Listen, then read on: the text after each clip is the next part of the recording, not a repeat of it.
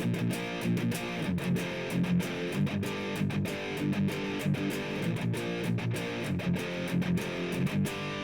guys, are you ready to get started writing a bro analyzer? I hope so. There's quite a bit of work involved in this module, but I hope it will be interesting and particularly useful for you. So right now you can see in the screen I'm actually compiling bro ahead of time. This is because bro takes actually quite a bit of time to compile, and it's been going for about 10 minutes now, and it will still truck along for a little while longer.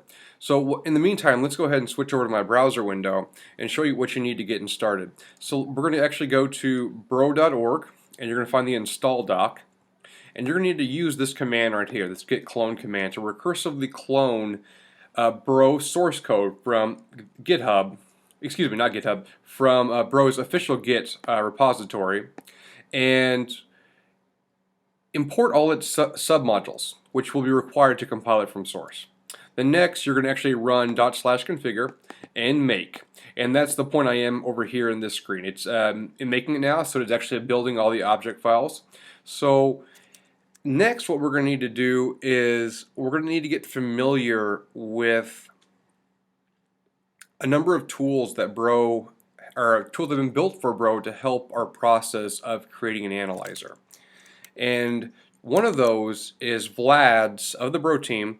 Vlad created this BinPack's Quick Start project, which actually creates a number of templates for BinPack, which allow you to have a number of things that you can just quickly edit instead of having to build all the files yourself. So that gives you the baseline configuration you need to quickly add a new analyzer. Then what you'll need to do is you'll need to understand a little bit about BinPack. And you can see from this from the bro.org website that if we go to, you see this URL, actually let me zoom in just a little bit here. You can see that BinPack is a high-level language for parsing protocols. So before BinPack was available, you actually had to write pure C++ code to actually generate the protocol parsers. Well, BinPack makes that much more high level, and you just have to write the BinPack code, which is far more easier, and then it actually generates the corresponding C++ code that actually Bro will use. So it's just a nice way to make it more high level and useful. And then finally what we'll need to do is we'll need to pick a protocol to use as our analyzer. Or excuse me, a protocol to analyze with our analyzer. And in this case, we're going to use a simple protocol called RIP. It's an older protocol, but it's the routing internet protocol that's used in a large number of local networks to route packets. And it's a great one to get started with Bro. So we are going to go ahead and bookmark this page from ietf.org. This is the RFC for the version 2 of RIP. There's a few different editions or drafts, but this is the one that we're going to use. It's 2453. I'm going to zoom in a little bit there so it's easier to see. And we're going to have to figure out the packet structure and everything else that goes along with writing a protocol parser for a particular protocol.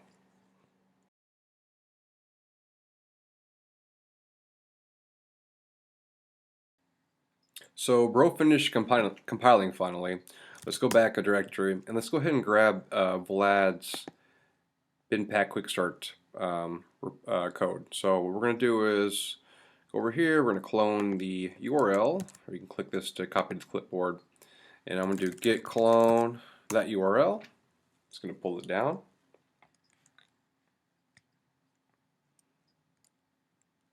In just a moment we'll have BinPack Quick Start. Okay, we have that available. Now to also prepare, let's get a sample packet capture file for RIP. So let's go to version 2, RIP v2 pcap, and you can see there's packetlife.net here, which I've been to before. You can actually grab this RIP v2 pcap file, which is available for free. Copy the link address. We're going to go ahead and wget this one and pull it down to our workstation, which we'll use to run through Bro. Okay, got that.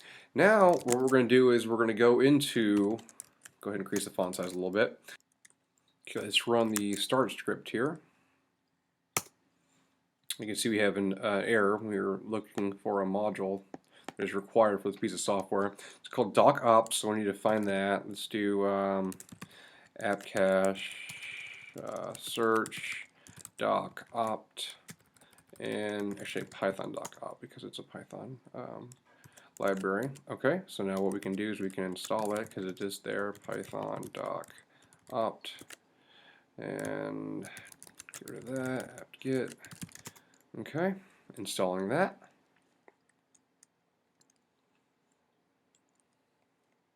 Let's run the start script again. Oh, we need another module. It's called Jinja. Following the same lines, we can look for python-jinja. And voila, there it is. So which do is Jinja 2. We look over here, it's Python Jinja 2, do 2, and that is installing now.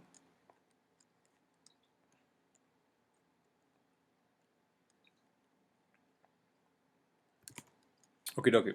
So now, let's see if it works. Yes.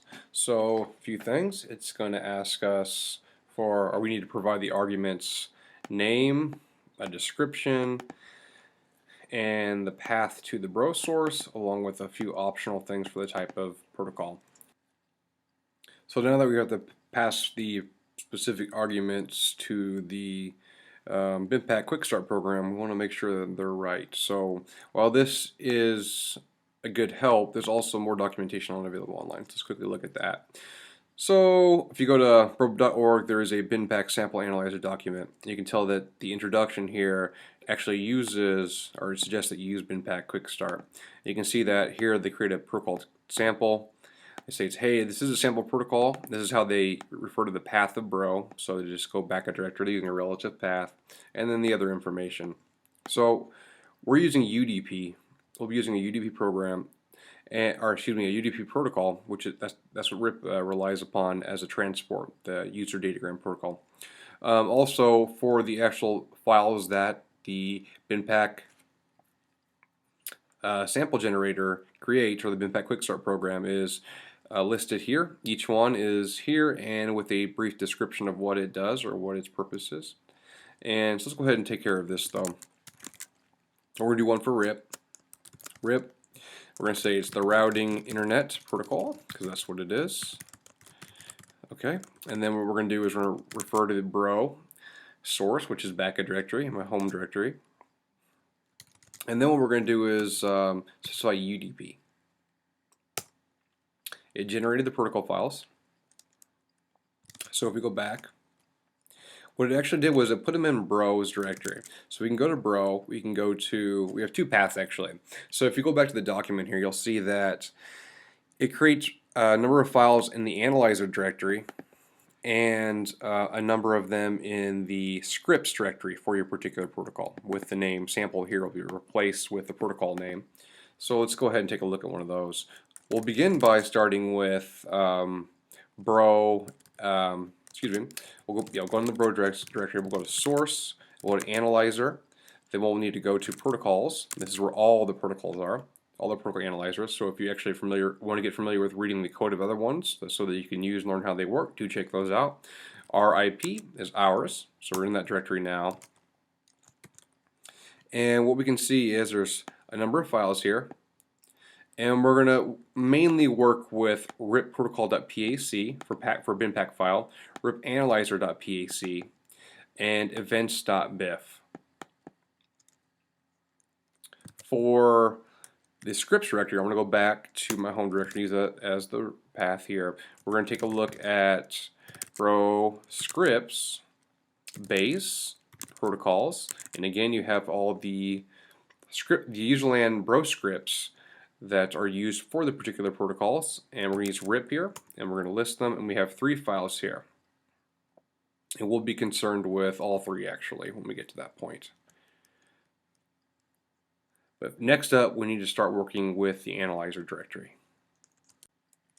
Now let's go to the analyzer directory.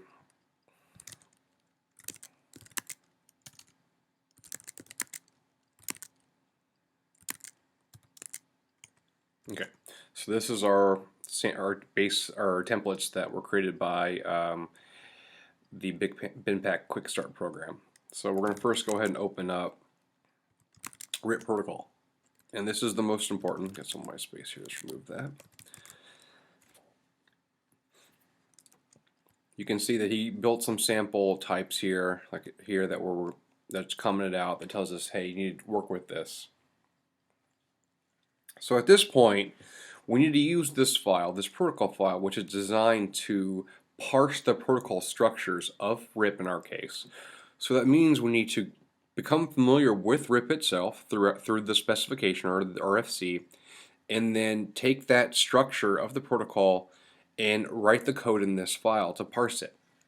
So let's begin by actually going to the RFC page. I still have it open in my browser. And there's a lot of pages here, quite a few. So what we're going to do is we're going to need to find you don't need to read all this. You just need to find typically where the block stuff starts. So I'm going to go down, just kind of scroll through it here, and wait till you see the block diagram or the header diagram of the packet. Here we go, right here. Basically what you're looking for. And it's typically called message format in the RFC, so you can typically just search for that. And this is what we need. So the RIP packet format, you can see, and it's actually very simple. There is one field that is a byte called command here. There is another field that is a version that is also a byte. And there's a 2-byte field here, which is really simple because it says this field must be 0. Then after we have a 20-byte field called the RIP entry. And we're not going to get into the nuts and bolts of this protocol, but we're going to be able to kind of get it working so we can parse it and actually get some useful information out of it. You can add stuff to it later. And then if we go down a little further, it says that there may be between 1 and 25 RIP entries. So recall that this is a RIP entry, so there could be between 1 and 25 of these pieces built on top of that. And these are actually broken down into another set of blocks here. And you have 2 bytes for the address family identifiers. This one must be 0, IP address, and a few other things. So there could be between 1 and 25 inclusive RIP entries in a single datagram, a single RIP packet. But let's only concern ourselves with one for now. So we need to get this basic thing rolling right here. So what we're going to do is we're going to go back over to our protocol file, a rip-protocol.pack file, and we're going to begin creating the appropriate record for the protocol structure. So we're going to use this sample that he's got created here, and we're going to call it what it's called in the protocol, and that was, if you go back over real quick here, this is the RIP message. We're going to use this word right here. So I'm going to say RIP_message. So I'm defining a record that's called RIP message. And then what we're going to do is we're going to create these fields. And we need to give them types. So the first one we saw was command. The next one was version. So for the 1-byte fields, it's going to be, there's 8 bits in a byte. So we need to say an unsigned integer of 8 for a single byte here. And then what we're going to do is we're going to create the protocol field. And then what we're going to do is we're going to do the padding. And we can let's call it pad. And so these are our user-defined fields right here. These are the names that we're giving them. This is the data types that the fields will be assigned to. And we need to actually do proper protocol syntax, or proper BIMPAC syntax, is to put semicolons after each declaration. Next, what we'll need to do is, well, for the padding has a specific rule or a specific attribute where you have to assign how much padding, and we're going to say 2. So pad is the name of the field, and then padding is a specific BIMPAC structure where we can, or a feature where we can say, hey, you want to pad how many bytes? And that is to say that we do not care about those 2 bytes, and that must be 0, that are 2 bytes. We don't really care about them. We're just going to pad them. It's going to fill it out for us. Then what we need to do is we need to create another structure that yields to the RIP entry. Because you saw that back over here that the RIP entry is this large block. So we have to find a way to say, hey, point to this needs to point to this whole thing. So we need to create another record. And following the same format, we'll need to, let's just go ahead and copy this.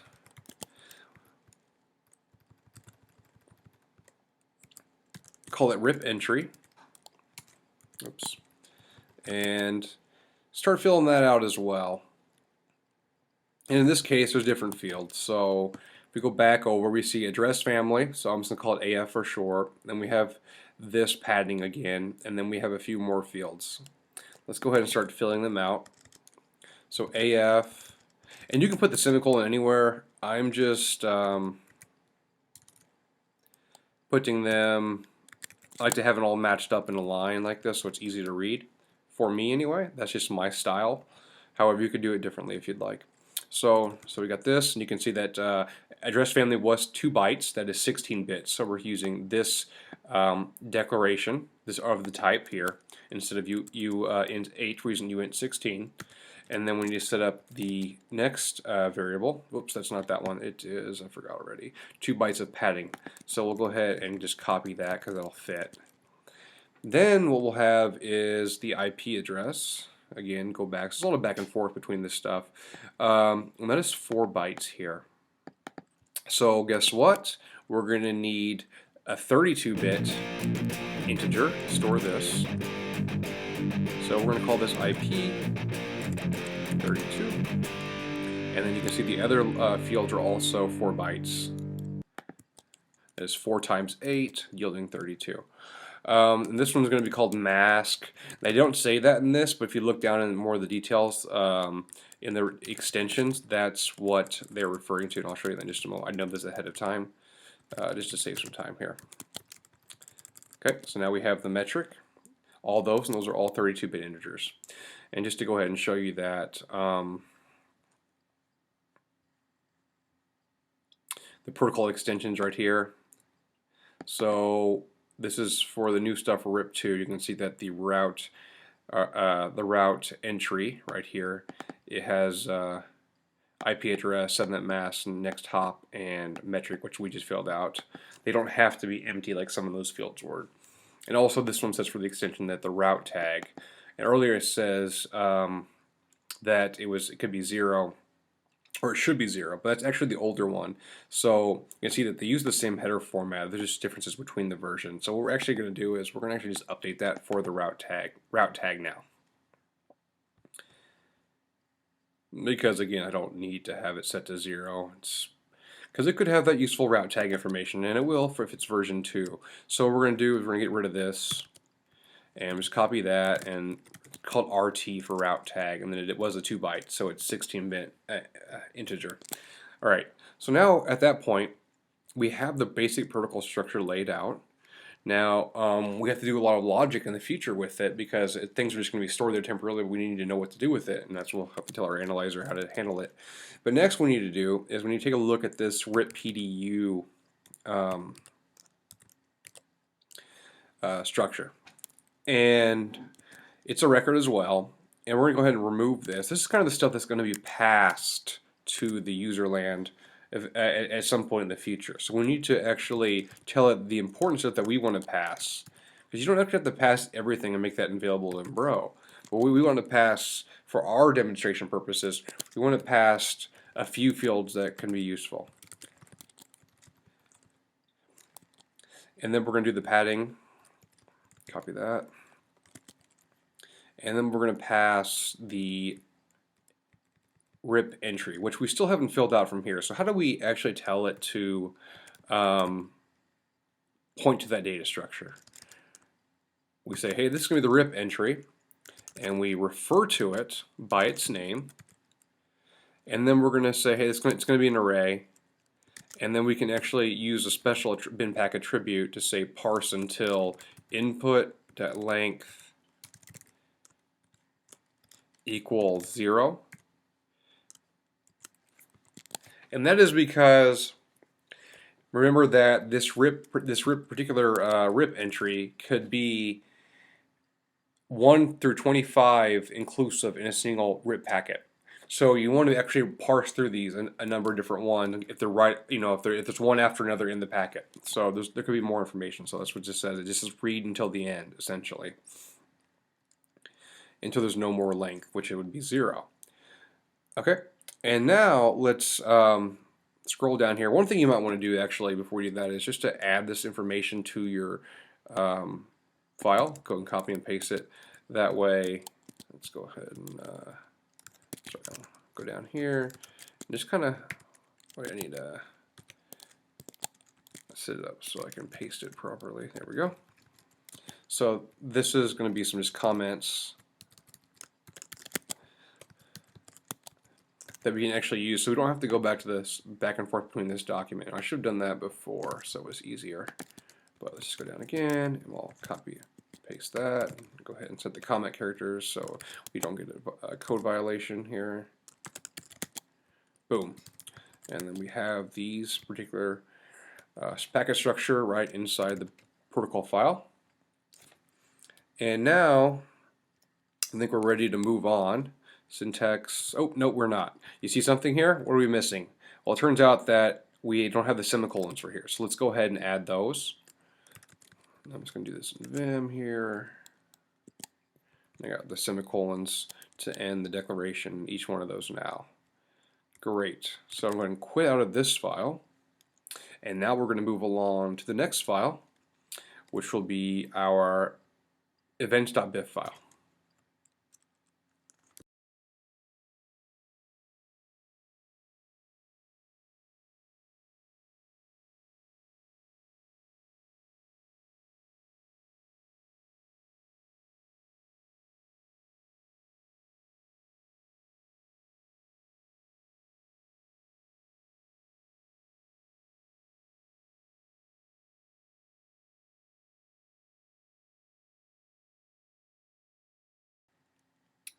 Okay, so now we need to start thinking about what kind of events we want to generate.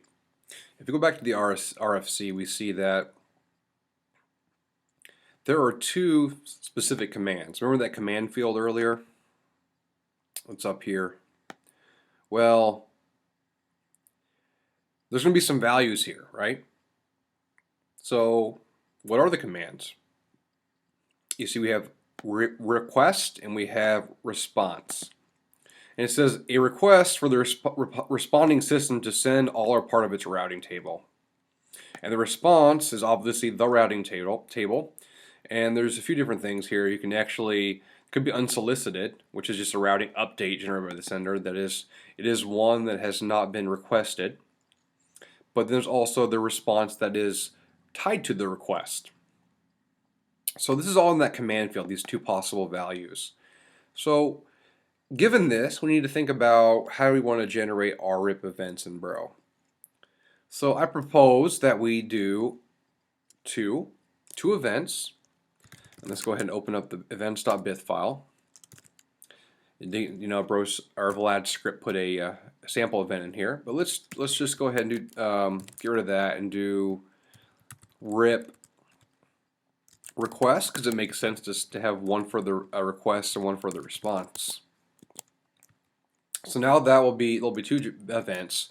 Next, what we need to do is we need to define, or we need to add in the events the parameters that are going to be passed to it. So we have command, version, and a few other things. Let's start simple and just work with passing the command, and we're going to give it a type to pass to Bro. And it's going to type count, and that is because if we take a look again, the values are 1 or 2. So we can keep it in a small variable that just has numbers, and that's called a count in Bro.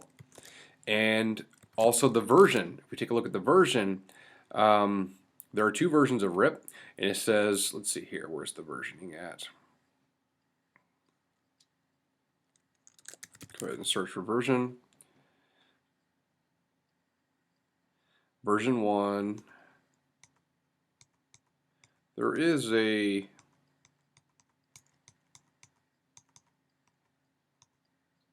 field for the versioning, which we saw earlier, which is the version right here. However, And there's actually more down there. If you take a look at that, there's some authentication type stuff that can be done in here. We're not going to go that deep into it. But let me go back up to the top here. Sorry for scrolling so much. But let's just say that, you know, the version is a byte field, and we have version 1 and we have version 2. So it turns out that they're actually going to be, I've read it in here somewhere, I don't see where it at. Oh, yeah, well, you can just refer to this as version 1 and 2. But that will be the actual number that's set in that version field. So it also could be type count. And I'm just going to go ahead and copy that. That'd be easier than just edit this to say response, request, and response. And now we have that. Next, we'll need to work with the actual RIP analyzer file.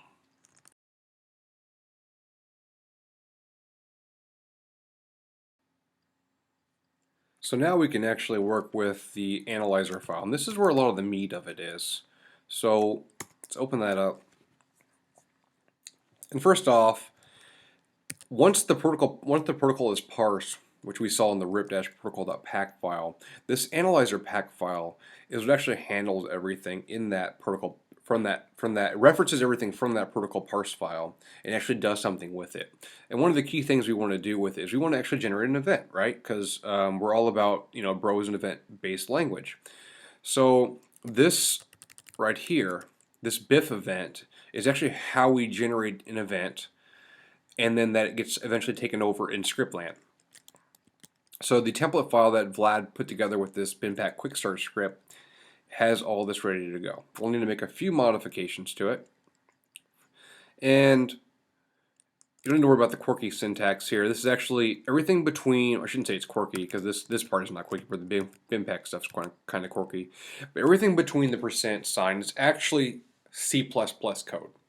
So that is, if you cannot put a comment in here, a comment character that you're used to in other languages, such as the shell, such as Bass, for example.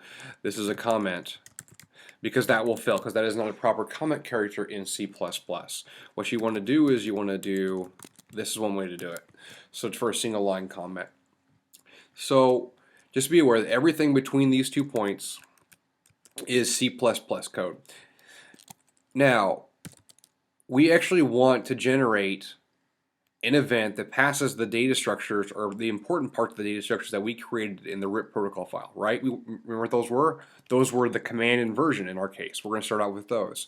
So we need to edit this a little bit. What we're going to do is we're going to change this data. See, this is the default he put there, and we're just going to call it message. It's a little bit easier to remember. And then we're going to say, hey, use that RIP PDU data structure that was defined in the earlier file. So let's go ahead and save this and open up, what is it here, RIP protocol.pack. We're going to open that file up, and that was this one right here. So this is that RIP PDU thing. So this ultimately is what's going to end up getting, data from this is ultimately going to get passed to that BIF event function, which will pass the appropriate stuff to userland. So we want to get command inversion right now. That's what we want. So let's go back to the protocol thing, or sorry, the protocol thing, the RIP analyzer.pack file. And we want to actually tell it to pass a few things. So what we're going to do is we're going to put a comma here to say, hey, we're going to pass more things. Get rid of that, and this is going to be the end right here. These have to terminate in a semicolon because that's part of the ways statements and declarations work in C++. And we're going to start referencing what we've created up here called message. So that RIP PDU is now referenced by message. The components of it can be used, message can be used to access them. So we're going to start off using a variable to reference that. So we're going to do message.command. That is, it's going to reference the command field inside of message, which we saw again in the previous file. Let's go ahead and actually open both of them at once because it'll be easier to see. So RIP protocol. Now we have them both up. So the top one is the RIP analyzer, and the bottom one is the RIP protocol file. So let's go down here to the PDU. There it is. Dun, dun, dun. Go ahead and highlight that so you know. Oops. what I want. So now we want to pass the next portion of that, and that is the RIP version field. Okay, and then we make the commas to make it the valid syntax. And at that point, that's really all we need to do. So let's just finish out the syntax and put the semicolon there. So it's this function, the arguments to the function, say, hey, now start passing the actual arguments from our data structure. And we want to pass two of them, message.command, which again refers to command here, and then message.version, which again refers to version here. And then end that statement with the semicolon. And now that should be enough to actually pass that information to userland once the event is generated. Now, this is for one event. You can see that there is this BIF generate RIP event, but remember we edited the other file, the events.bif, to have two events. We removed the default RIP event and changed it to RIP response and RIP request. So let's actually go ahead and let's go down to the bottom file, and let's go ahead and open up events.bif. And you can see there's those two. So we actually need to use that name appropriately up here. So generate the request here. And then if we want to generate the response, we actually have to create another BIF event. So let's go ahead and copy this code here. Actually, I only need these. Okay. Oops, I am hitting the wrong keys. Okay, put that over there. And this one's for a RIP response, right? As it is specified here, response. Okay, now there's something else to be wary here. These both are going to get generated, which is not what we want. So we need to have logic in here to actually say only generate the RIP request whenever the packet is a RIP request packet, or only generate the RIP response packet whenever that one is a RIP response. So we can actually do some C++ to actually handle that. So what I'm going to do though is instead of, let's just go ahead and actually build this example. So we can do user comments, check for RIP commands, or test for RIP commands. Okay, so what we're going to do is we're going to do an if statement here. If message dot command, which remember we're referencing from here, so it's available in this area, this clause or this code block, equals say 1 for RIP request. Let's go over here. Yep, it's 1 as a request. Then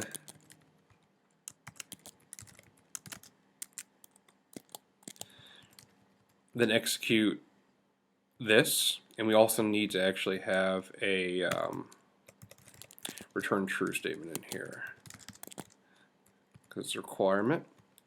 And then what we need for the other one is to have the same thing, except for the response it's actually 2. So what that actually does is it will, hold on one second, one more. It will test the number in the command field, and if it's 2, it'll generate RIP response. Because remember, if the value of the command field is 2, then that means it is a RIP response message. So we're just testing for that number. If it is equal to that, then launch this version of the BIF event, right? Okay, so we have those two things. This is a little bit ugly. People if they're looking at the code, they might not know what 1 or 2 actually means. So what we're actually going to do is we're going to further, just kind of before we even start compiling it, we're going to make it a little bit easy, and we're going to use a few things to reference it. So let's go ahead and save this. Go down to the bottom here, and we're going to open up our RIP protocol file. And what we're going to do next is we are going to try to add enumeration or definitions that we can reference. Give me just a second here. Okay, so let's go down. Yep, I'm already here. So let's go ahead and add a new definition of enum. And all these things that I'm referring to, all these data types, are you probably, if you've never done with work with BIMPAC, then you won't know them. But this guide you can follow to actually kind of get some of the information from them. I'm trying to explain it the best I can while I'm doing this live. But let's take a look at enum and see if that matches here. Nope, there's no good definition of enum, it seems. Let's go to type. You can see there's all these different types here. Data match for a particular type, record, so specifying record there. But it looks like this documentation particularly doesn't have the enum type set in here, but that's okay. So what we're actually doing, this basically acts like a define in C. It's a way to reference some text that, like in C, the C preprocessor will actually replace the value of the text with the value it refers to. And in this case, we're going to set a few up, and it's just best done with a demonstration. So I'm going to go ahead and put that there. We're going to go ahead and put the ending clause here. And let's go ahead and build out these requests. So we're just going to give it a human readable name that we know, and that is rip request.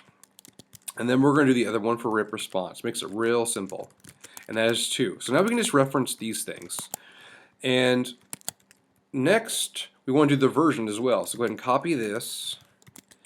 And we're going to go ahead and do rip-v1.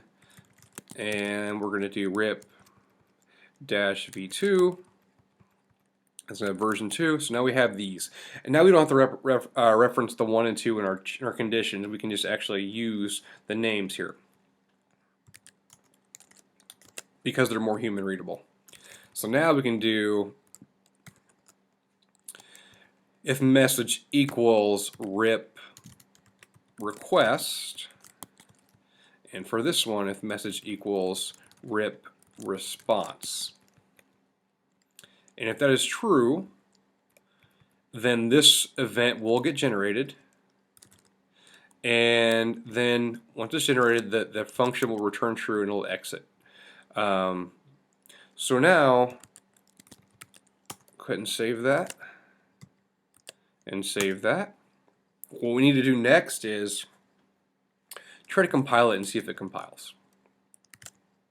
So I'm going to go ahead and exit that one. And so we're not really going to do anything, it's just going to have it if it compiles. But then we can actually start working in the userland code. So let's run make.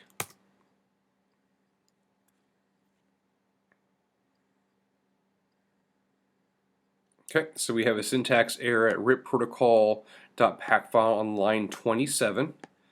And let's go ahead and go to that here. Source analyzer protocol rip-protocol.pack, and you can go ahead and say, hey, it's put us at line 27 here. And I see the issue right here. Didn't notice that earlier, but that does not need a declaration after for the type, and we had 2 semicolons, so that would have been a syntax error anyway. So now let's build again, see if it passes. It does not, so we have another issue on line 43. So let's do 43. And again, the same thing I did. So let's go ahead and remove that. And just one more time. We might have another one actually, so this might be the last time. Rip command is redefined. BinPack 22. So let's see what that's all about. I did it twice. So this is good that I'm doing this live, so you will actually be able to see common things you'll run into.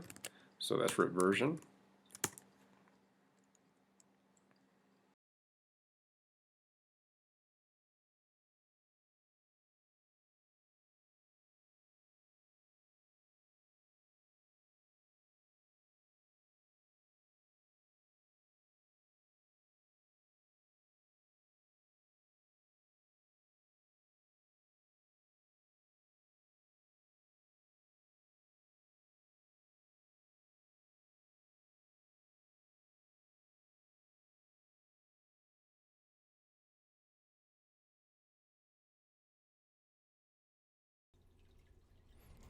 Okay, now we have another error. Let's see here on rip analyzer.pack file on line 24. We have a data type undeclared, or a reference to a variable named data or a structure named data that is undeclared. So I'll need to look at this to find more information about it. So let's go ahead and clear the screen here. And we're going to need to go into Vim, source analyzer, protocols, and then we'll go to rip and rip-analyzer.pack. Okay, now that we're editing the rip-analyzer.pack file, let's go ahead and search for the word data. That was in the error message. You can see it down there. So let's change this to this. And that's the way we can refer to this particular rip message in this flow of this context. And you can see that context is something special. It's a macro, actually. So let's go to our binpack README file. Type in context. And we can see that this macro refers to the analyzer class context, which gets generated from analyzer name, blah, blah, blah. Using this macro, users can gain access to the flow object and analyzer objects. So we want to actually use this to refer to the context that we're in. So it's just another way to reference, hey, get this information from what's currently available, our current context. So now let's go back here and since we made that change, let's go ahead and write it. And let's run make again to try to build bro once more.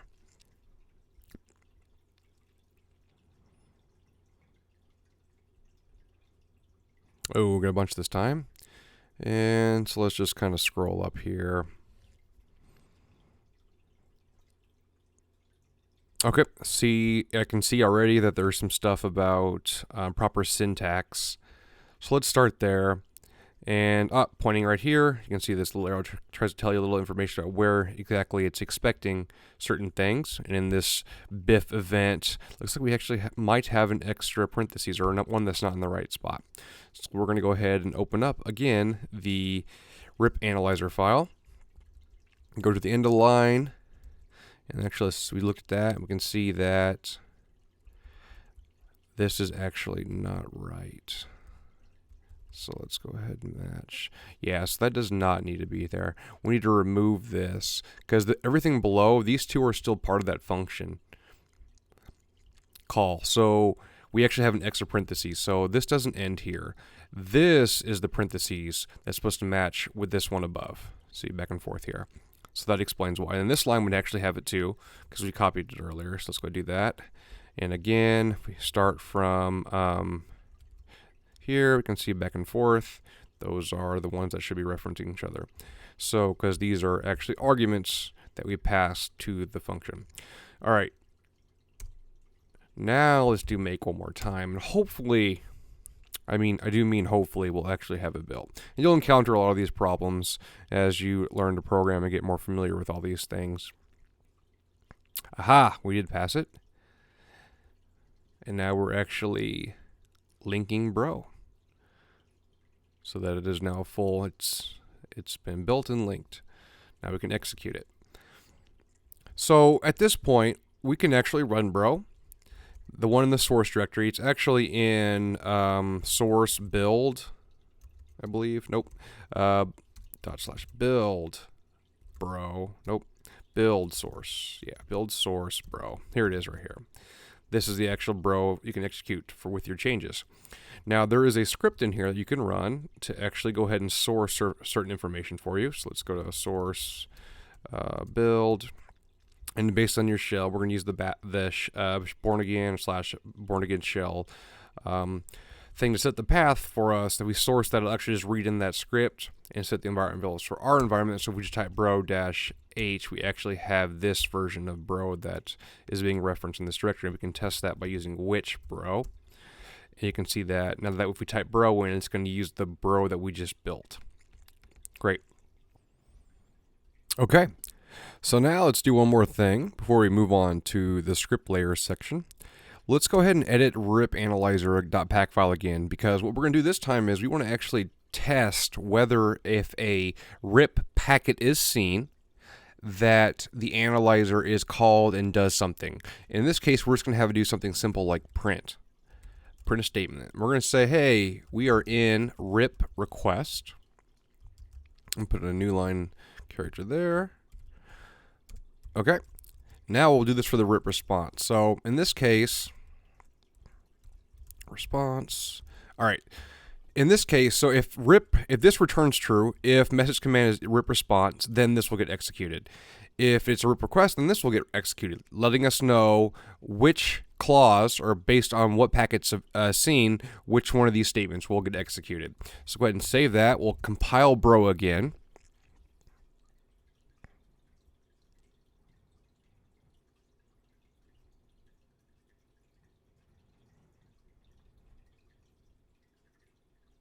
Linking, almost done. And we'll go back a directory. Remember, we have that RIP version 2 cap file, pcap file. So let's actually read it in first, the TCP dump. .cap. You can see that it's full of RIP responses. We don't see actually any requests in this one. So now let's actually see if bro is able to detect these things with our new analyzer. So we're going to do bro-r, and then we're going to read in that pcap file. And yes, this is great news. We actually got it to parse the protocol, and when the function was called for the BIF event, to actually test it and see that they are all RIP responses, that it worked as expected. This is great. This is awesome. So now we actually have a working analyzer. So you can see that every time it tested for the RIP response packet, it generated this printf message that we put in there to test. All right, now we can move on to the script layer and do more useful things like logging our newly found or newly created data. Thank you.